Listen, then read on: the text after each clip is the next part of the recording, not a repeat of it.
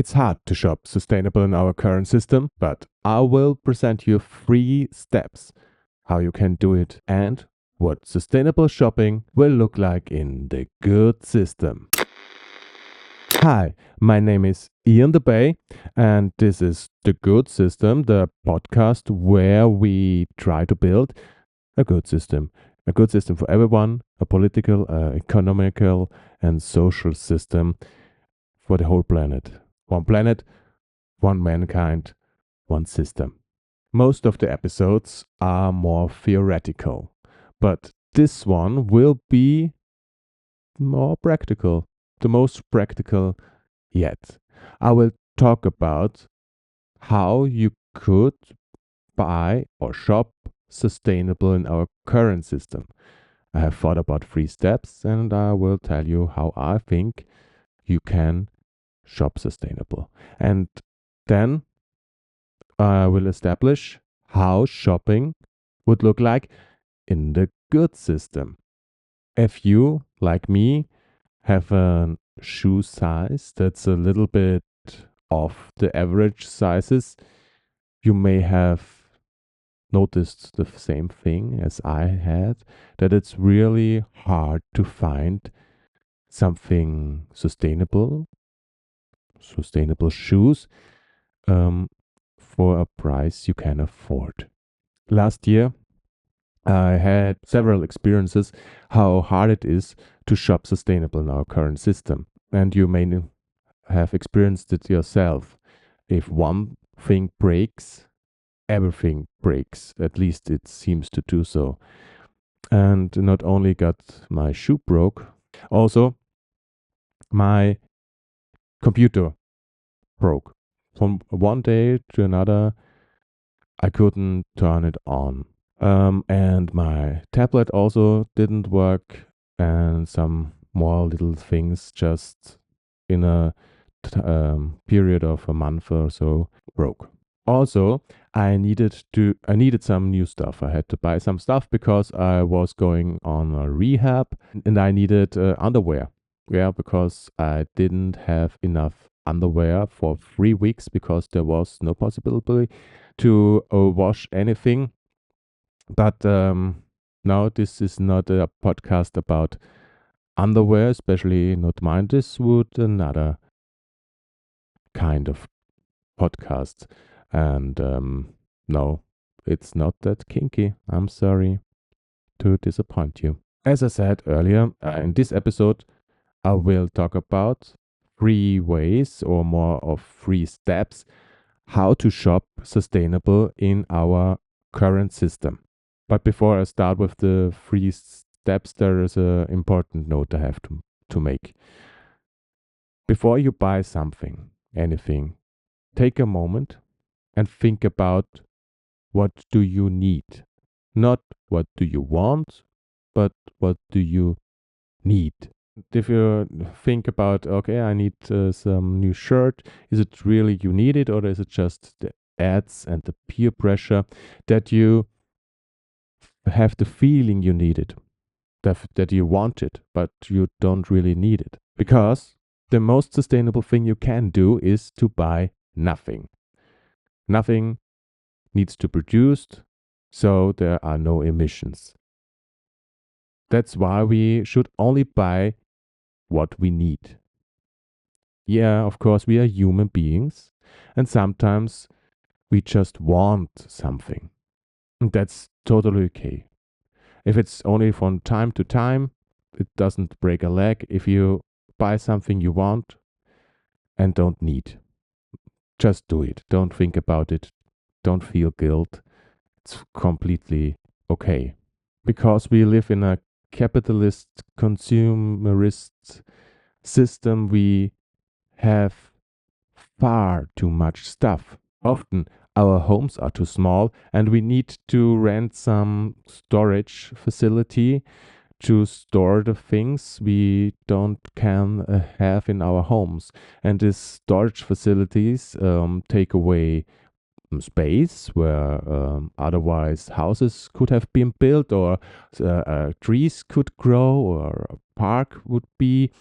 and they take away energy and a lot of resources. And all the things we have and don't need, all these resources to produce them were wasted. That's why only buy what you really need with the occasional things you want. If you need something, the first thing you can think about is if you can borrow it, like tools or something, or a smoking or so. Often you can borrow it and you don't need to buy it. And that's the far better solution. But sometimes you need things, or as I told you, sometimes things break. That's the way of life. And then you have to buy something. But before you buy, the first step always, if something breaks, is trying to repair it. That's the most sustainable thing because you need far less resources than if you buy something that was made new. And you could also save a lot of money. Could. As my computer broke, I tried to let it repair. I went to two different repair shops, but it would be very expensive because the whole motherboard was ruined and didn't work anymore. So this would have needed to be replaced. And since my computer was 5 years old, which isn't old at all, but in our world, in the computer manufacture world, it's very old. And that's why, yeah, it would be not so easy to get the one that fits. So it would be very expensive. Talking about costs, you have always to consider the environmental, the climate costs. And of course, they are less when you repair something than when you buy something new. But the costs weren't feasible for me. That's why I couldn't repair it. And I had to buy something new. I could digress now and talk about the personal footprint, the planned obsolescence, or the economic costs in general, but I promised a more practical episode. So I keep that for a future episode. If you couldn't repair it, or if you need something you don't possess yet, you have to buy. Second step, and the best thing to buy is buy it used or refurbed. This works generally very good nowadays. You have flea markets where you can go to. You have websites like Craigslist or something similar in your website, whatever it is called. You have thrift shops and you have websites or shops specialized on refurbed products, especially electronics. If you do it about via Craigslist or the flea market, you may be cautious to have experience what you want.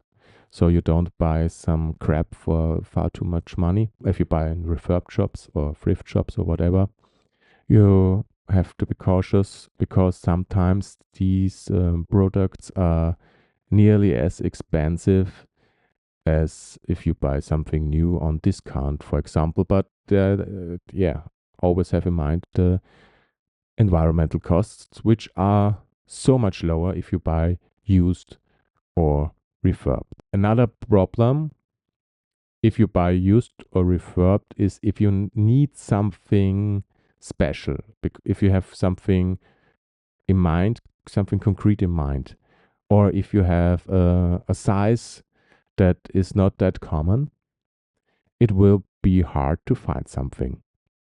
I tried it myself and it's really hard. So sometimes, or for you personally, maybe often, buying used is not an option because you find something that fits you or you need. If you like me, I only buy something or search for something if I really need it, and then I have a very concrete picture or a concrete item in mind, and it's hard to find it used. So I often land at the third step of buying sustainable in our current system. This is buy new but sustainable. And that's not easier than the two steps before. It's much harder because there are many companies out there who tell you that they are sustainable and fair, but most of the time it's greenwashed bullshit. They have their own labels that doesn't mean anything. You have to research a lot to find if they're really sustainable or not, and often they aren't. There are manufacturers and companies who are sustainable, but often it's too less and too much. It's too less sustainability and too much money. For example, a t-shirt or other clothes are often, if they are sustainable, made from organic cotton. And while organic cotton is much more sustainable than normal cotton, it is not the most sustainable choice you have. There are other materials like tencel or merino or bamboo or hemp, which all could and can be more sustainable than organic cotton if they are grown and produced sustainable and are made fairly. So it's really hard to find out the most sustainable clothes. And if you have found it, a t-shirt maybe costs 100 euro. You can't afford it. Even you buy less, you instead of 10 euro t-shirts, you buy one 100 euro t-shirt. You need, I would suggest, at least two. That would be 200 euros. And I personally can't afford that for t-shirts, and many others just couldn't. It's too expensive for the mass of people. A small digression. Don't buy recycled fiber. These fibers and materials are of worse quality than new material, and so they break down much faster, and you need to buy something earlier. And don't buy recycled plastics, at least for clothes and shoes and so on, because they produce so much microplastic, and microplastic is bad for the environment, for yourself, and yeah, for the whole planet. Just don't buy plastics and don't buy recycled plastics or other recycled fibers. After saying that, I have to make a confession because after the three steps, m- most of the time or very often, I don't find the right thing to buy. And so I go to the fast fashion store and buy shoes that fit and are cheap. And I know that's bad. It's bad for the planet. It's bad for me. And I'm always angry when I'm in a store like this. And I don't first because I don't want to be there, and then I think, why? Why is it so easy to buy products that harm us and harm our planet? And why is it so difficult to buy something sustainable? Could it be that because we live in a capitalist system where the companies only care about their profits and of the dividends of their shareholders? Yes, it is. But it's frustrating. To summarize the three steps, how you can buy sustainable in our system is first, if something breaks, try to repair it.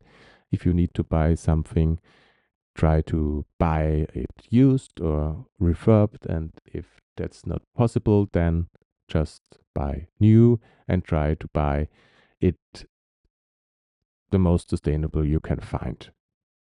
But don't make it too hard on yourself. How can we make it better in our current system? First, the first step to repair could be made easier. A repair bonus, like it exists in many countries nowadays. This works like this. If something breaks and you bring it to a shop, you get some money back from the government. It's a great idea, but the problem of our current capitalistic system is that often it happens that the repair shops raised the prices for the work.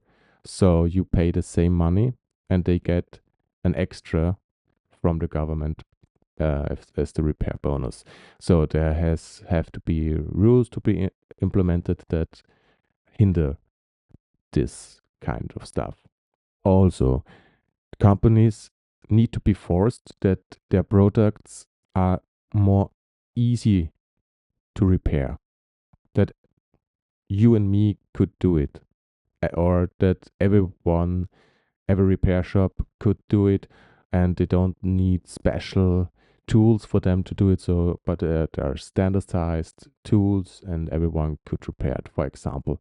And also that the products work for a longer time, and so no planned obsolescence, and that their spare parts are available for a longer period. So in reality, the EU tries to implement such laws, but is blocked by far-right parties and far-right politicians because they don't care about environment. They just care about the spenders, the big spenders, who are mostly companies who do not care about the customers or good products, but only about the profit. And that's the problem with our system, that we can't make really changes. This second step, to buy refurbished or used, works pretty good, I guess. Maybe one thing can be improved, and that's about to make sell things easier, especially digital goods, because most digital goods you can't sell. And if you can't sell it, you never owned it. If you really can buy digital goods, you must have the possibility to sell them on your own. To make it better, if you want to buy something new, it should be easy to recognize if something is sustainable or not. So there should be something like a Nutri-Score, where you can see how much sustainable something is, and we can achieve this by transparency and by governmental controls. Also, in our system, it's very hard to do because we need all the countries work together and have the supply chain really must be transparent, and that's not happening so fast. But this would make it easier to buy new and sustainable. But maybe we need to change the system. Who have thought that? Now we are at my most favorite part of the podcast, where we imagine together how shopping would look like in the good system. So if you want, close your eyes. You don't have to, but if you want, close your eyes and imagine with me while I read you the vision of the good system for shopping. Your beloved t-shirt that you had for 25 years finally got ripped because of the tension around your belly. You take it to the tailor nearby where you had your trousers widened just recently for a fair price, but she couldn't save your t-shirt. You want to have the same t-shirt again, but the company made some changes to the original design and you just don't like it. So you go to the flea market a block away, you search online, and you go to a thrift shop around the corner. But you can't find the same t-shirt. Luckily, The library of things in your district does have your classic t-shirt. You borrow it, but after 2 weeks you have to give it back. Some other classic t-shirt aficionado has already reserved it. So finally, after you realized you only have 2 t-shirts that fit you, you look for a new one. Luckily again, in the good system you do not have to worry about the material or the production process is harmful to the environment or climate. Also, you can be sure that everyone who was involved making the t-shirt got fairly paid and was treated well. The global system took care about that, but to find the right product for you, this is still your job. In a good system, it is much easier to do so. Either you go into one of the fashion stores nearby, or you do it online. You make a 3D scan of your body. You can then search through the global database of goods where every product is in. You can see how the different t-shirts in this database look on you. After some time, you find the right t-shirt and it will be delivered to you in your next delivery time slot. If you take care of you and the t-shirt, you might not buy another one for the next 25 years. What I want you to take away from this episode is, if you have to buy something, try to buy it sustainable. Try to let it repair, try to buy used or refurbished, and if it is not possible, buy new from trustworthy labels. And buy only what you need. But don't get in debt for it. It has to make financial sense. And don't waste so much time, like I did, to research for the right product. If you don't buy much, everything is fine. And if you really want to buy sustainable, really do it, but don't think it has much of an impact in the fight against the climate crisis. It's not you, it's the system. What's the problem? And we have to change the system. And if you want to do so and have an impact, there's better things to do than just buy sustainable. Get involved political, or just vote for parties who try to make the world a better one. And talk about how the world could look like if we change the system. Then I'm sure you have a greater system and a better usage of your time than researching for sustainable products. Together, we can change the system. If you're interested in system change and how a good system could look like, then listen to my podcast, subscribe to it, and if you can and want, then rate it and leave a review, or even give a comment on Spotify or YouTube, where this podcast is also hosted. And if you're already on YouTube, then why don't you subscribe to my channel, give a thumbs up, and click on the bell so you are getting notified when a new episode is online.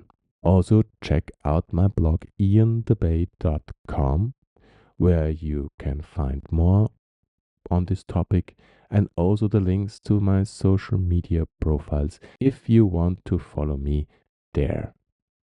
Thank you for listening. Till next time, yours, Ian DeBay.